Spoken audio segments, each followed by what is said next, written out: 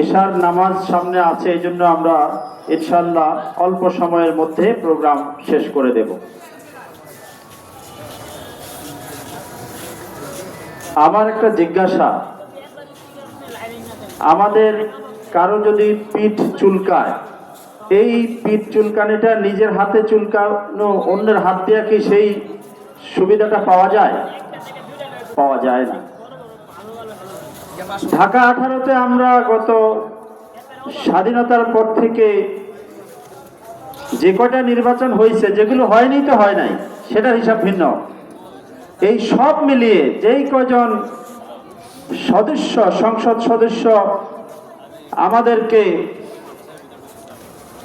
নেতৃত্ব দিয়েছে এলাকার, আমি শুধু জানতে চাই, এই বাংলাদেশের সম্পদের কোনো অভাব আছে ভাই? এই বাংলাদেশের জনশক্তির কোনো অভাব আছে?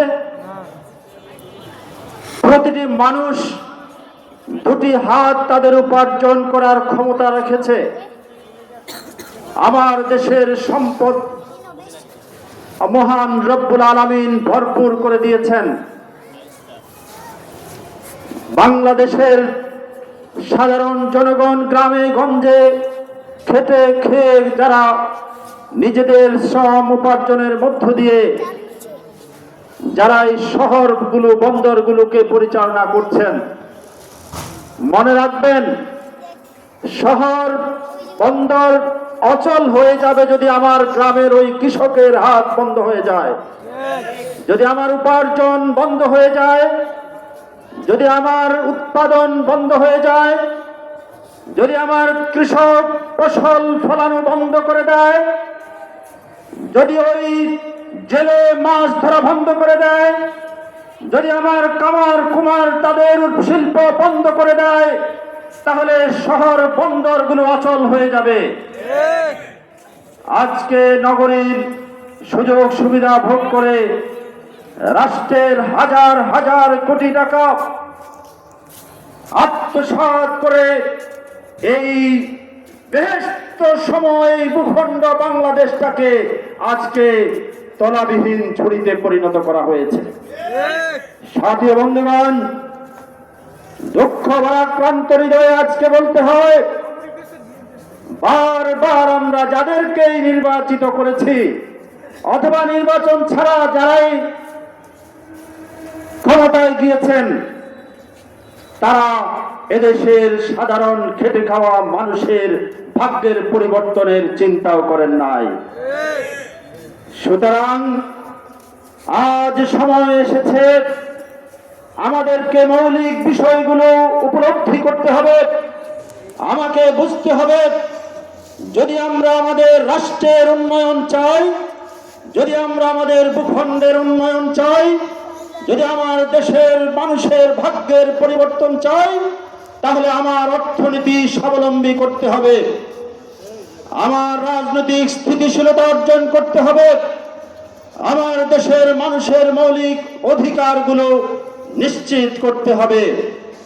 আমরা দেখতে পাই এই বিষয় নিয়ে কারো কোনো মাথা ব্যথা নাই। কেউ বেগম পাড়ায় বাড়ি করছেন, কেউ কারো পিয়ন 4000 কোটি টাকার মালিক হয়ে যাচ্ছে। আর আমার মুন্সি মার্কেটের একটু আগে বক্তব্য শুনলাম যে একজন মুমূর্ষু রোগীকে হসপিটালে নিয়ে যাওয়ার মতো রাস্তার ব্যবস্থা নাই। এই পূর্বাঞ্চল যদি আমরা দেখি, বৃহত্তর উত্তরার আনাচে কানাচে আমার শিক্ষার্থীরা যখন স্কুল, কলেজে, ইউনিভার্সিটি, মসজিদ, মাদ্রাসায় যায়, তখন তাদের রাস্তাঘাটের সেই সুব্যবস্থা নাই। আমি দেখি আমার সাধারণ মানুষের সরেজ ব্যবস্থার কোনো সমাধান নেই। আমাদের জনগণের মৌলিক যে চাহিদা চিকিৎসা, সেই চিকিৎসার উন্নত কোনো ব্যবস্থা আমার ভূখণ্ডে জনগণের জন্য নেই। অথচ যদি আপনি চিন্তা করেন তাহলে দেখতে পাবেন সমস্ত অ্যারেঞ্জমেন্টগুলো এক শ্রেণীর বিশেষ বর্জুয়াদের জন্য ব্যবস্থা করা আছে, সাধারণ মানুষের ভাগ্যের জন্য কোনো কিছু লিপিবদ্ধ নাই।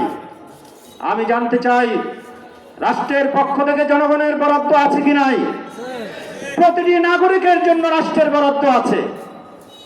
একজন শ্রমিক থেকে শুরু করে কুলি মজুর থেকে শুরু করে সমস্ত নাগরিকের জন্য রাষ্ট্রের পক্ষ থেকে বরাদ্দ থাকে।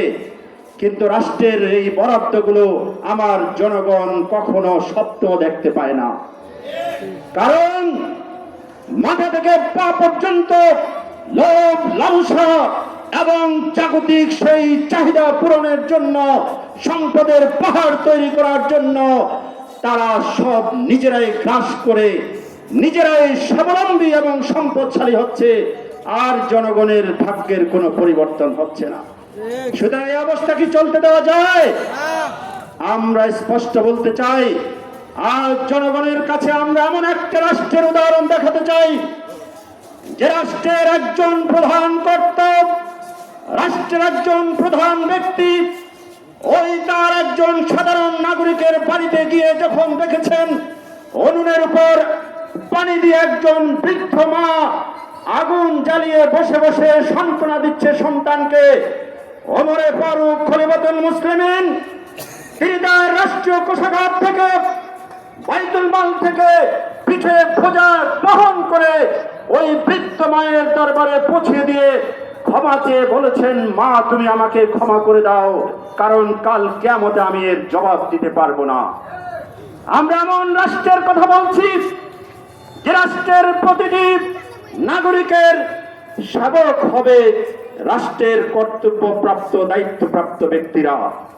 আজকে যাদেরকে দায়িত্ব দেওয়া হয় তারা আমাদের, কিছুদিন আগে আপনারা অনলাইনে দেখেছেন, একজন বলছে এখন জনগণের কাছে এখন আমাদের একটু যাওয়া দরকার, কারণ এরপর 5 বছর তারা আমাদের পিছনে পিছনে ঘুরবে।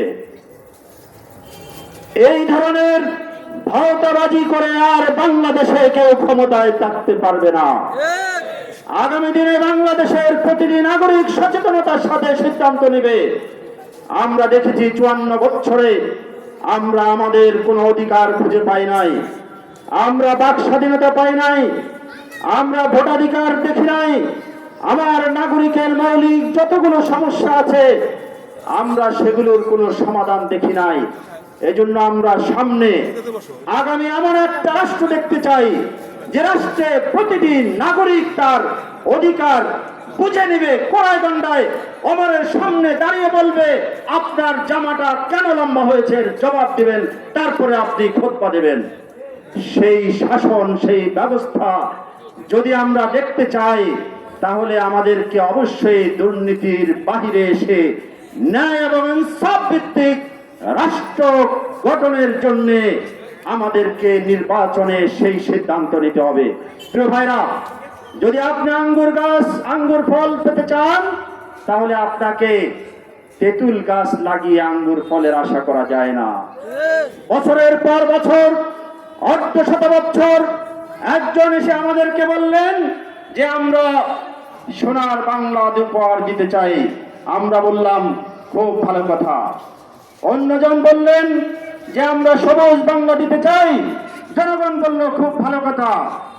তারপরে আরেকজন বললেন না না এই সব কিছু নয়, নতুন বাংলা দিতে চাই। জনগণ বারবার পরাস্ত এবং ধোঁকায় পড়েছে।